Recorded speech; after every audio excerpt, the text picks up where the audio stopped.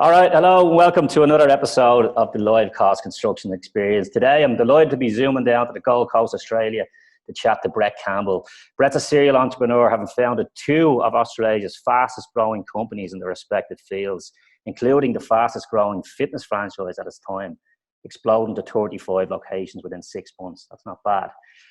Also responsible for the fastest growing digital growth agency, having won the accolade in 2018 for the Best Social Media Agency of the Year award for Australia and New Zealand within their first 12 months of operation, and also in 2019 Marketing Excellence Award. Brett's the go-to business expert when it comes to fast and effective business growth, having invested over $2 million personally into his own paid advertising, and now running a lot of millions of dollars, should I say, for advertising for his clients in over 30 industries. Brett is a published author, global speaker, television personality, and Australia's number one mainstream business channel. That's not bad for a young fella, Brett. Welcome to the Live Cost Construction Experience. How are you? Mate, thank you for having me. It's all made up. I just wanted to, I was told at an early age, marketing, you just got to, if you don't have a good story to tell, make one up, and then hopefully enough people believe it. Yeah, you've done a bit in your short time here, I suppose. But I mean, just to bring it back to give listeners a bit of context to how we sort of crossed paths. I had my own construction company, started to realize that branding and marketing actually mattered in business, no matter what business you're in. And I went and engaged myself with the entourage, who you'll know well, and Jack and Morello and Peter Lakovich would be responsible for a lot of the good stuff that happened to that old business that went on to be acquired.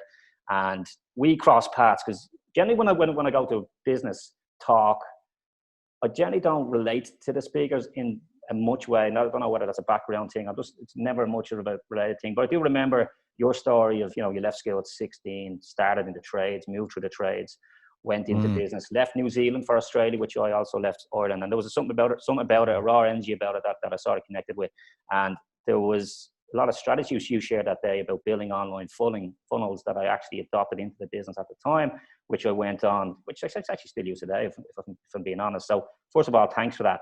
Give people a little bit of a background. You're currently the co-founder and chief evangelist at Claxon. What is Claxon, and what's your day-to-day role within that business? Let me start by asking for my affiliate checks for all the money you've made from the strategies you've implemented. First and foremost, I'm still waiting on those. No, but mate, love hearing stories like that. As a self-confessed teacher, and what I mean by that is someone who, whenever I learn something, I want to teach it, right? Regardless of whatever it is. If I solve a Rubik's Cube, I want to go and show people how to do it. I just love teaching, right? So first and foremost, accolades to you for actually taking something that was taught and implementing it, because that's the biggest problem we have these days. There's no shortage of information. There's so much information right now, but there's a massive lack of people who are taking action on that. But mate, back to your original question, I got kicked out of high school 2000. Oh, well, actually, I don't even know the date now. I was 16 years old anyway, a little while ago. And I became a cabinet maker. So I was an apprentice cabinet maker. So, grew up in that whole apprenticeship model, the trade model. I hung around tradies. They were all my mates, but I always felt different. I always thought different.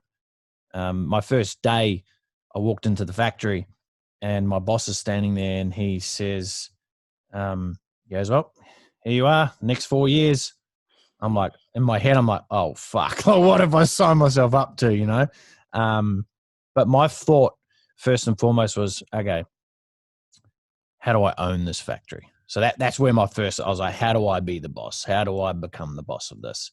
And I asked him, I said, hey, who's the best person in this factory? Because I thought to be the boss, you got to be the best. That was my thinking back then. But surprise, you actually don't need to be the best to be the boss. You just need to have the biggest balls to go and put your money on the line to be a boss, right? Now I know that in hindsight. But back then I thought to be the boss, you got to be the best. So I was like, who's the best? He goes, Baz is the best. Baz was a guy who, to this day, he's still there. I think he's been there for like 30 years. Baz was the best, literally, hands down. But long story short, I said to the boss, I said, I'm going to go and learn from Baz. He goes, no, you're not going to learn from Baz. Baz hates apprentices. I'm like, oh, fuck. Okay, well, who am I going to learn from? And I went and learned, the second best was George. And I said, okay, I'll go and learn from George. But what I did every single day was I went up to Baz and said, Baz, you got any jobs? You got any jobs? You got any jobs? He's like, fuck off, get out of here. If you ask me one more time, I'm going to hit you over there with a hammer. And but I was persistent, right? I was relentless. I kept going back. Till one day, Baz actually said to me, he goes, "Oi, Brett." And when you're an apprentice, you're a broom technician, right? You're just picking up after all the tradesmen. You're fucking taking all the scraps out into the bin and sweeping the floors. And he yelled out to me one day, he goes, "Here you go, here's some drawers." So as a joiner, as a cabinet maker, the first thing, so we were building kitchens essentially was the part of the factory that I started in. And we were building, the first thing apprentices would do would just build drawers. And so a square box, basically, put some drawer runners on it. And he goes, "There you go, don't go fuck it up or else this is the last time you're ever going to do anything from me." And he gave me the set of drawer, or the piece of timber on a trolley. I wheeled the trolley over, set up my bench. I was only 3 months into this, right? And apprentices never got on the tools till about 6, 7, 8 months before they could build stuff, because they'd always just be the lackey of the factory. They'd be walking around trying to find left-hand screwdrivers that people told them go and find, right? That sort of shit. And I set up and I'm away building the drawers. The boss comes out and he goes to me, he goes, "What the fuck are you doing on the tools? What are you doing?" I said, "Baz gave me the drawers to make." And he was like, "What? Baz doesn't do that." And he went over, talked to Baz, and yep, sure enough, Baz actually gave me the drawers to do. And so I finished the drawers. I took them over to Baz, and he picked up the drawers.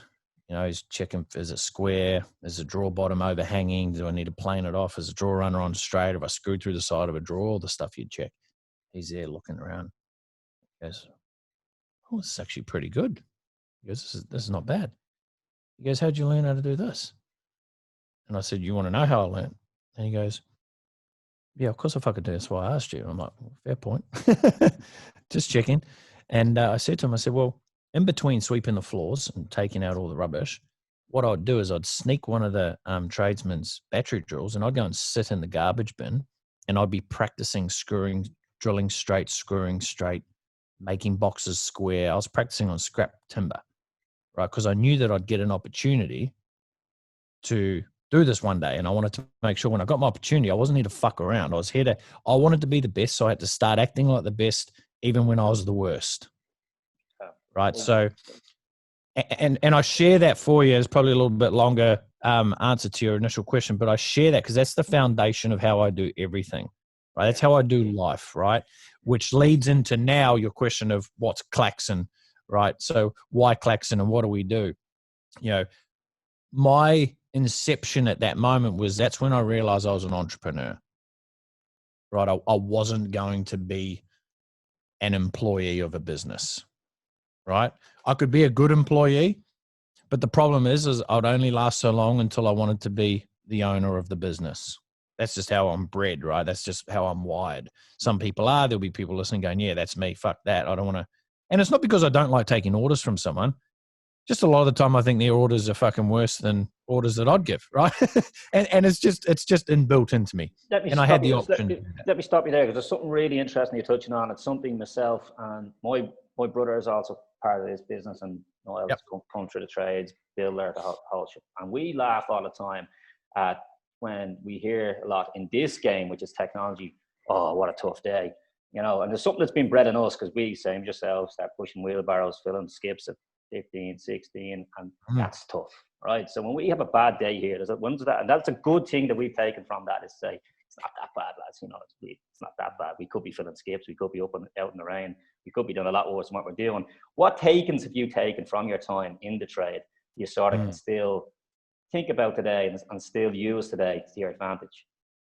Mate, the one thing I love about being a cabinet maker, right, was it taught me to have attention to detail, right? So on one side of my brain, I'm the most creative person, right? Like out there, I've got 1,000,000,005 ideas. But on the other side of the brain, I've taught myself to be more methodical, more intentional. Cabinet makers work within the millimeter, right? So to this day, I can walk into anyone's house and I can see if their door is 3 mils at the top or 2 mils at the bottom. Like most people will be like, "What are you even looking at?" But I can see it. So I taught myself. So I learned some, and those were things that don't come naturally to me, right? So it taught me the ability to be able to be fine, right? Looking at things in a lot more detail, but also attaching that to my crazy visionary mind, my ADHD overdrive brain, to be able to come along the ride with me. Right? That was a huge thing. The other big lesson that I think I took from being an apprentice, and I only can draw from that now, was that some things do take time. However,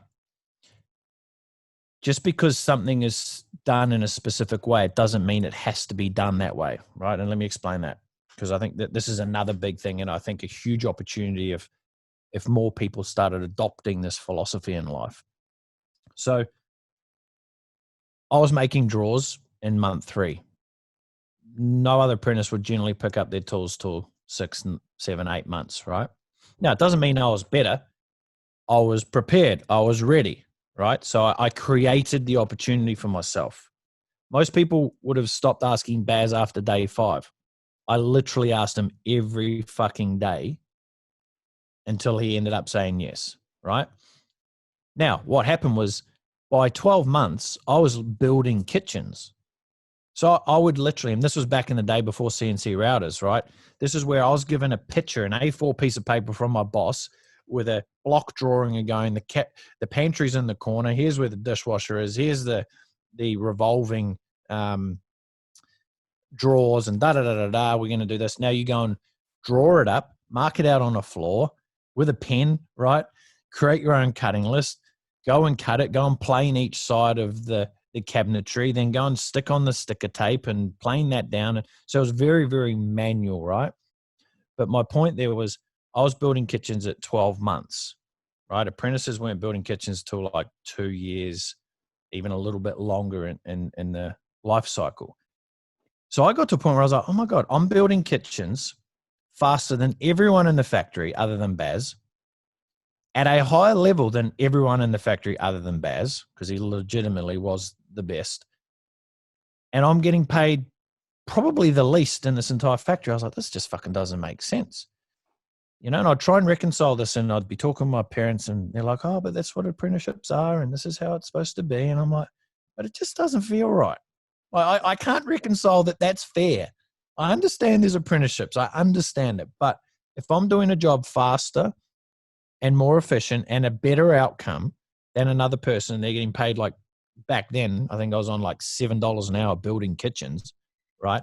A tradesman getting double plus than me, it just didn't make sense. So yeah, long story short, I fully agree with you, because there's something within the industry that we you know, especially when you get on to bigger scale jobs, we've got to have unions. We've got to have unions. And I came from small business world, whereby you got rewarded based on your ability and based on your hard work ethic. And when you get onto these big sites, and I remember we were in Perth, Australia, we picked up a position on a big site, and I was told everybody's on the same rate of pay because that's what the union said. What bullshit that is. Like, we're all equal. Yeah. So there was obviously something in you then, Brett, that's something that said that cabinet making wouldn't be for you. Did you figure that out early? Or was it like, was a case of you had to finish what you set out to do? And at what point then did you decide that it was time to move? Here's the thing, right? So the apprenticeship was 4 years. I went into the boss's office about 2.5 years. I said, you got to pay me what a tradesman's being paid, or I'm out of here. And they said, get the fuck back in the factory. You're not getting paid anymore. I said, okay, I'll prove it to you guys. And I just went back into the office, says, I'm not coming back in on Monday. I'm leaving. I'm quitting. And then I went back out of the office, and they came back about 2 hours later saying, okay, here's what we're going to do. We gave you a pay rise, equal pay to one of the trade, or to the tradesman level. And they signed me off on my apprenticeship at year 3. I didn't have to do 4 years. I did 3 years, right? And then they gave me an opportunity to head up a new department within inside the business, right? So what that did was, that was a big enough carrot to keep me there, okay? Now, my point that I want to make with that is that just because something is the way it is right now, it doesn't mean it's the way it should be or does need to be moving forward, right? So you can always create your own path, right?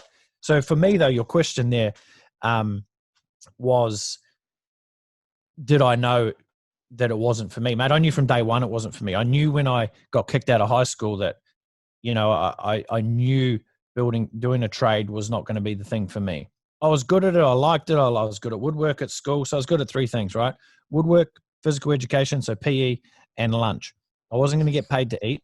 I'd already tried the woodwork. So what I did was I was like, fuck it. I don't know what to do, but I'm going to university. I'm going to study to be a fitness trainer and maybe go and train one of the sports teams, right? I went to uni for a year, realized it was the biggest fucking waste of time. The best thing I got from it, though, was I was sort of, let's call it an adult student. You know, I was 24 going in and, you know, everyone's 18. I was like, whew, I had a bit of money. It was a good year, but I did, you know, it was basically a gap year for me, right? But I realized at that point, I was like, I got 3 more years of my university degree. There's no way I'm going to do what I did with my apprenticeship, which was stay there for, you know, 4 years too long, basically 5 years too long. So I just packed up my suitcase and my golf clubs, and I moved from New Zealand, which is where I grew up, moved from New Zealand to Surfers Paradise in the Gold Coast. I said, here you go, Brett, start your new life, mate. I was bouncing at a nightclub, and then I became a fitness professional. So I was a PT, which is really good to get to know people over here. Built a fitness company, uncovered what marketing was, realized that marketing is the lifeblood for any successful business or company. Let me stop you there, because that's really important, because you've major name on how good of a marketer you are. And you sort of talk about it there as if you just fell into it. Was that the case, or did you realize, now I've got to study this, this is going to be a critical part of my fitness world, I've got to go and learn this? Or did you actually stumble into it and it just became learning by doing? Mate, marketing to me, before I knew what it was just a word. I was like, yeah, marketing and advertising. You know, that's what Coca-Cola did, and that's what McDonald's did. They marketed and advertised. I had no idea what it even was. How I stumbled into it was literally, I was training clients. So at the time, I was just a personal trainer, trading time for money. So I had to still turn up to personally train people. In saying that, I was earning like 3 times more than I was as a cabinet maker. So I thought, that's pretty cool right now. You know, young single bloke living on the Gold Coast. I was like, I got cash to burn. But it still wasn't enough for me. I was like, this isn't who I'm supposed to be, or what I'm put on this planet for. And one day I was walking out to go train my clients, and I walked past my roommate's computer, and she had a PDF document open. I was like, what's that? And she goes, oh, I just bought it. It's a workout program. I was like, holy shit. I said, where'd you buy that? Because the person's from Canada. I'm like, oh, you can. This was the moment of you can make money while you sleep. I was like, holy shit. So I was like, okay, I've got to figure out how to do this. And that's where I stumbled into marketing, because I realized in order to sell something, you need to know how to sell something. And it's not sales, it's marketing, right? Because this was delivered digitally online. No one got to see me. There wasn't the Facebook Lives or anything like there is now. Where do you start with that? I mean, let's say we've got a company out there that, you know, they're doing something that they probably don't enjoy. Yep. And now they decide, yeah, I like this idea of, especially the opportunities that online gives us. I want to learn how to market. Where do you start? Yeah. So how I did it at the start was I had to learn what a PDF was. That's how fresh I was, right? I was like, what the fuck's this PDF? I was like, isn't it a Word doc? Oh, you convert it into one. I'm like, oh my God, I got so much to learn, right? So here's the easy answer. If you do want to change and you want to adopt online, here are your options, okay? And I'm saying this because I have this conversation now. Back to your original question, I'll close the loop on like, what do I do now in the business? I basically spend my entire weeks, months talking to business owners, whether it's on a podcast, whether I'm doing a live training, whether it's an event, whether they're in our office or, you know, they're looking to get started in this place. It's all about thinking like a business owner, right? And thinking, like how a business owner should think, but also if you're that entrepreneurial style thinker. Okay. So what I mean by that is I learned marketing at the very early stages because I had no one there to teach me, and I had no one there to do it for me because it was so new. It was still so fresh. Now we're living in an era where, as a business owner, like I said, 95% of my time is spent convincing business owners that they should not learn marketing. Because what's going to happen is you're going to have to go do an apprenticeship in marketing. And you don't have 3-4 years. I've been studying marketing for 13 years and I still don't know anything, right? And what I mean by that is the more you the more you know about a topic, the more you uncover that you don't know. Because what marketing did to me was it took me down a very deep rabbit hole of psychology and influence and persuasion, really uncovering why humans do what they do. And it's got nothing to do with an advertisement, right? So you can go to levels super deep. What I do as an entrepreneur, and I'd be doing if I was any of your listeners and they're like, I want to break into this online space, I'm going to start with the easiest thing that you could do, right? The easiest thing you could do right now, the path of least resistance. Hire a company who knows what they're doing. Okay, that's one. Let's put that to the side for a minute, okay? So let's say that's not an option you want to do, right? But if you are a business owner, you're going to do it, right? There's a reason why tradesmen no longer do everything. Back in the day, building houses and so forth, the tradesmen did everything, right? They were everyone, right? Now there's individual trades in every area. There's a reason why you get the sparkies and there's a reason why you get the plumbers in, because they know what they're fucking doing and you're better off not doing it. Same thing when it comes to, and I used this metaphor on a construction company the other day actually, is you need to be the project manager of your own business. Stop thinking that you need to do social media. You do. You don't. Now, there is a potential level of responsibility that you should know enough about it to make specific decisions, right? But you need to project manage your business. And you need to find the right people who can do these things for you, right? That's just standard business practice. But I understand as well, because marketing, for some bloody reason, even though marketing is decades old, right? It's been around forever. And the art of it has been around forever. It's still such a fresh industry when it comes to entrepreneurs and business owners wanting to build their business. They're happy to hand their social media or their advertising off to Sally, who's the admin, because she's got an extra 6 hours a week worth of work. And you're like, fuck, she can do our social media. She's got a social media account. That's not what you're supposed to be doing. Sally's done zero when it comes to marketing, right? She's not an expert at it. You need to find an expert. You're not going to go walk down the street and go, hey, mate, do you want to come and wire up this house or wire up this building we've just, we're about to put together? Do you think they got no idea. Do you think that's a case of looking at social and online and as a whole and saying, we've got to do this, we should do this because everyone else does it, so we should do it, rather than looking at it as an ROI exercise and saying, well, if we put X in, we will get Y out. And maybe companies don't look at that in the same strategy or the same focus as they do look at the projects, which is their sort of natural world. Well, here's how I've been able to reconcile that. Okay. So if you got an email tomorrow morning and it was a letter from a lawyer and they're basically suing you, you've done something and you're like, oh shit, you could lose your business. Would you reply to that with your feedback? Would you reply to that email with your feedback and you'll reply and go, oh, I vehemently disagree with this, blah, blah, blah, clause, whatever I can think of? No, you're not, because you're going to call your lawyer. If it comes tax year, which, it just popped over here in Australia. I'm not sure what the tax, I don't even think you guys pay tax in Ireland, right? I'm kidding.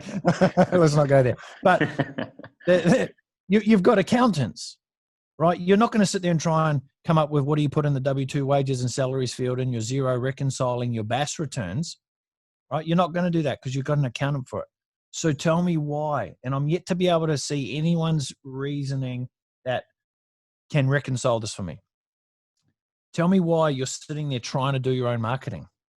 I fucking just don't understand it. But I do understand it, but the more and more I have these conversations and light bulbs for business owners go off is, we need to start thinking like business owners and not a slave to our business, like you're the hat of every single role within the business. Yeah, there definitely seems to be a thought out there that it's something that you can pick up. It's something that you can learn. And I think when you go and engage, we'll just bring it right back to the entourage would have opened up my eyes a lot. When you stand up on a stage with someone, when people like yourself, like we got to have, I think it was a half a day of you going through these strategies.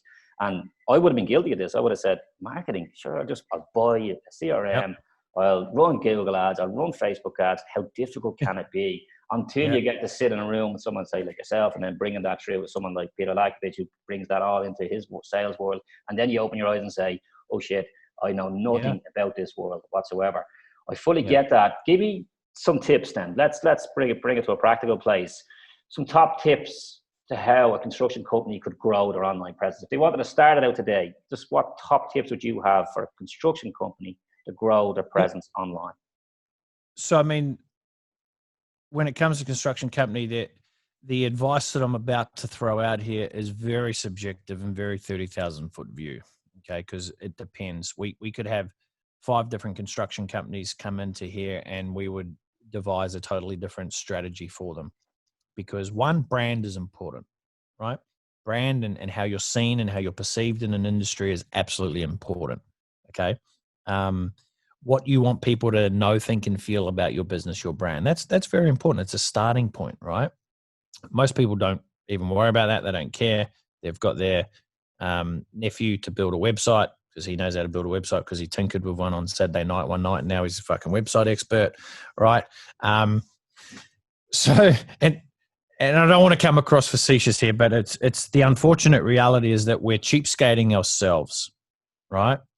We're cheapskating ourselves on trying to find the path of least resistance, knowing that it's probably not going to be a sustainable one. I'm all for finding the path of least resistance, but we need to make sure it's a smart and intentional decision. But let me digress slightly. What can a construction company do to help build its online presence? One is to be able to showcase who they are. Well, who the bloody hell are you, first and foremost, right? Like, what's your company? What do you stand for? Then you want to go, well, do we know that you know what you're doing? So how are you going to do that? Well, showcase proof, right? Showcase jobs, showcase testimonials, feedback, go to the extra mile, video record your customers giving you a testimonial, a case study, and not just going, I used XYZ builders and I thought they were amazing. You know, hire a company who can help tell that story. Right? We just created a testimonial, a case study here for one of our clients, and I literally watched it and I had a tear in my eyes. Like, holy fuck, that was amazing. And I went to the client themselves and actually interviewed them, so I knew what was going to be sort of said. But the way we put it together was like, oh, I want to do business with my business, right? So the way in which you can share and showcase that you are the obvious best choice. Like, why would I use your construction company over old mates down the road? Right? Like, why am I going to go with you?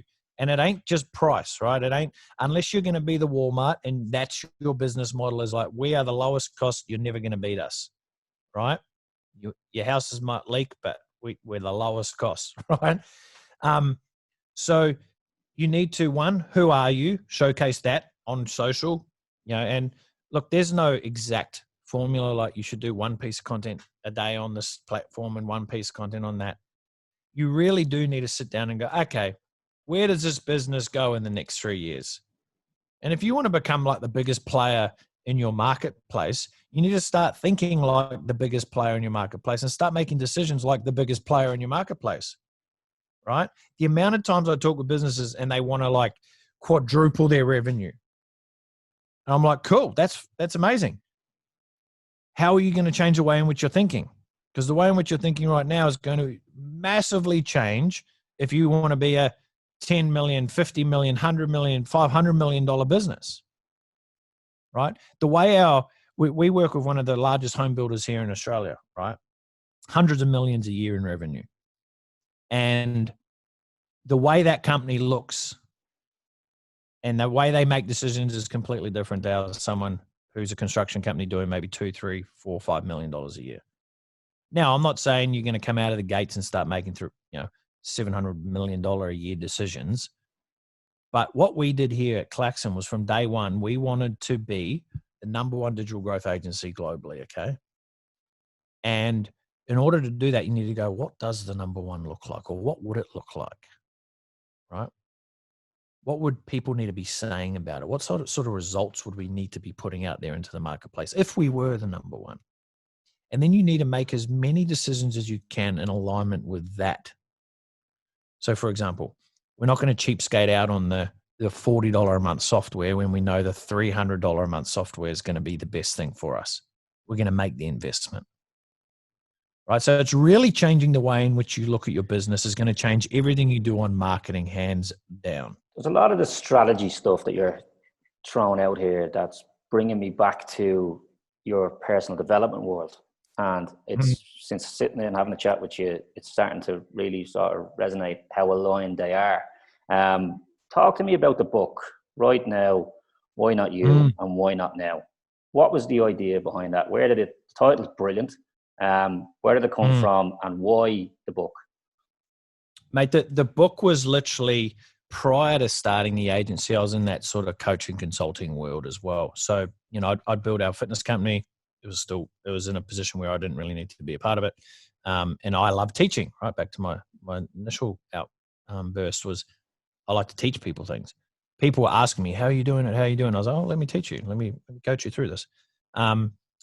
And long story short, because there is a long story to it, but something at one of my best friends, she passed away in front of me. She had cancer and she passed away and I flew over to New Zealand to the funeral. Well, actually, I flew over there. I should have just told the story because now I'm trying to fucking tell the story in bits and pieces. But I'm also aware that this story takes about 8.5 minutes to tell because I've told it many times, right? But I flew over there for a holiday just to go and see her. The day I arrived, within 3 hours of me being at the house, she passed away in front of me, right? So it was quite a moment because I was going over there because she was getting better, not worse. And I was sitting on the plane on the way home and I just burst into tears. I was like, what the fuck? And it was because when I was over there, all my friends were like, man, you're killing it. You're doing so well. You know, you've created a business. You're making heaps of money. Life looks great. Yeah, and it looked great on social media. And look, don't get me wrong, I was having a great life. But I realized that I wasn't living to my potential. And my friend who I grew up with died. And she's never going to be able to live to her potential anymore, like to what I knew she was capable of. And I was like, fuck, what if that was me? Like, what if I was to die in 12 months, 24 months? Like I'm taking, and this is where I feel I'm very capable in saying that we're cheapskating ourselves, right? And I'll back that 100% because I was cheapskating myself for a long time. What looked successful to many people, to me, I knew it wasn't. I was like, yeah, I'm doing good. I'm getting some we're achieving amazing things. You know, we're able to help hundreds of thousands of women around the world globally through our health and fitness products and services, which was great. And most people go, why wouldn't you just be happy with that? Well, I was happy with that, but you can't deny a feeling that you have when you know internally that I just was not playing my A game. In my view, I was playing a good B game. I had A++ material left in me. So it was that sort of awakening where I was like, fuck man, you need to play a bigger game. And that was the spawning of the book and the company Unleash Your Greatness. But the concept of right now, why not you and why not now? There's a question I asked myself. Mm-hmm. I was on the plane and I was like, all right, so what are you going to do? And then I'm like, when are you going to do it? I'd imagine there's a big sort of deep look inside yourself. When you start to think about what you're gonna write, what was the big learning you take away from that experience? From the writing of the book? Yeah, from the writing of the book. That it's got nothing to do with writing of the book. The book took me 2 weeks to write. I fucking smashed it out.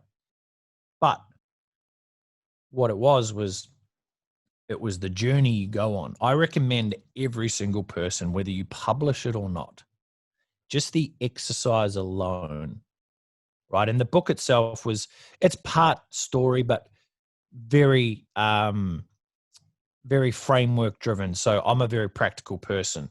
I like to be able to make sure people can take something and then go and implement it. So I've got an entire framework of, it's the 4 Ds. Discover. So discover where you are, discover what's important to you in life. And there's frameworks and exercises that people can go through to really open that up. Because I feel that's the biggest missing link, right? Is how do I actually find out what I want to do in my life? and then design. So design the life that you want to live in all areas, so from a physical perspective, from a financial perspective, emotionally, familial, etc. And then develop, which is the third phase, is what skills do you need to develop? How do you develop that and to become the person that you need to become to live the life that you've designed, right? And then deliver. So deliver is the last phase, which is, okay, now how do I take action? How do I reconcile this? How do I consistently make sure that I'm moving forward? So discover, design, develop, deliver, quite an easy framework. But the point that I share there is, I think everyone should write a book, try and create something in their own mind and write it. Because the journey it took me on was life-changing within itself, right? Now, the beautiful thing is the book's gone on to help tens of thousands of people and it's helped change their life, but it changed my life even more by just writing it. Mm. And this goes back to self-reflection, which is the biggest missing issue that we have on this planet right now. People aren't fucking stopping to reflect on how they acted today. I got a post right now on Facebook. I actually just shared a post, right? I didn't even write this bloody thing. I shared someone's post and it's got fucking over 100 comments already in the last couple of hours of people firing off and giving their opinions and all that shit, right? But I'm like, cool, everyone's got an opinion. But can we just have some civilized discourse and try and find out an alternate narrative, right? Instead of having to be right. And that's why people are so unhappy in their fucking lives, because they're not stopping, they're not reflecting, they're not checking in, they're not being true to who they are. They're stuck in. And if we tie this back into, I have a way of turning podcasts and presentations into something that they, was not the initial intention. When I go and talk about, someone wants me to talk about marketing or Facebook advertising, I have them leaving going, oh my God, I need to change my whole business model. Right. But that's what I think most people, need. Right. So I know from a construction perspective, your listeners who are tuning into this, there'll be some of them right now going, fuck, I don't even want to be in this construction business. Or I just want to remove myself from this construction business so fast, but I'm scared or I don't know what to do. The reality is the first step is just make the decision, and then the rest is easy. You'll figure it out. There's a thing called Google. There's no way you cannot figure out anything, right? There's no way you can't figure out. There's something to help you. There's someone out there. There's a Facebook group of people who are going through exactly what you're going through. You just need to want it enough to want to go and take the step to make it happen. Absolutely. Absolutely. Brett, it sounds like you had a positive experience doing the book. Is it something you do again? Is it something you're starting to document stuff now going forward? I've started the rough draft. This will be a little bit of a bigger one because this is just distilling my thoughts over the last few years I feel right now the biggest epidemic that's happening for entrepreneurs, because entrepreneurs is my crew, right? When I say my crew, that's who I know I can relate to the most, right? And I think right now, I know for certain that there are so many entrepreneurs, and there's different levels of entrepreneurs too. That's an entire different discussion. Like I'm on the very North Richter scale. I'm an identified entrepreneur that should not be running his business. Okay. That's how entrepreneurial I am. And the fact that I can identify that is highlighting the point that entrepreneurs need to be able to identify where they fucking sit in the spectrum first and foremost, and then know how to actually operate within it. Because there's too many business owners, entrepreneurs that have got themselves a fucking stressful job, right? They're doing everything. They're trying to do everything. They're not thinking about it properly. They're not thinking through. So over the next 12 months, my goal is to bridge the gap and turn more business owners into the entrepreneur that they are and they want to be by providing frameworks and tools and ways of thinking in order to make that the reality. I've got it down to a point where in a 15-minute sort of conversation with someone, I can have them thinking quite differently about what they're doing and why they're doing it, to the point where they're like, okay, now I know I need to pull the trigger. And I can only talk about it at that level is because I know it so deeply, because I've actually gone through it a couple of times myself. Yeah, interesting. Is that something you'd ever consider creating? It sounds something that could be course-based as well, rather than just through the book. Anyone would think I've prompted you to say that. So I literally 4 hours before this podcast, I've literally started mapping out the course outline. So I am going to do a course, and I'm glad you said that because it's clearly resonating. I haven't put it out to market yet, or haven't done any research around, do people actually want this? I know it's needed, but just because something's needed doesn't mean it's wanted, right? That's one thing you learn in marketing or in business in itself. So it's about, for me, the test will be, how do I take this topic that I know if someone listens to me talk about it and they're open to hearing it, it can change their way of living in their life and their business. How will I then position that, right, to get them to actually want to start listening? Interesting. So, interesting. We'll definitely keep our eyes open for that. Brett, you've been very generous with your time. Let's wrap this up. Where can people learn more about you and Claxon? You can go to brettcampbell.com.au. So BRETT Campbell. I wish I was given an easier name than like Sam or you should Sam come live here. Bell. Come live in Ireland. We got some crackers. Oh, you do. You got some doozies. Yeah. But yeah, brettcampbell.com.au, or you can check out Claxon at Claxon with a C, LAXON.agency. So there's no .com either. So Claxon.agency on that one. Brilliant. We wish you all the best. I know the business is thriving. I know the UK stuff is on the horizon. So we would have a strong Irish UK based listener base as well. So, reach out to Brett and Claxon for any digital marketing or strategies or personal development now that we're learning through the back end of the episode as well. So Brett, listen, thanks very much for your time. Really appreciate it.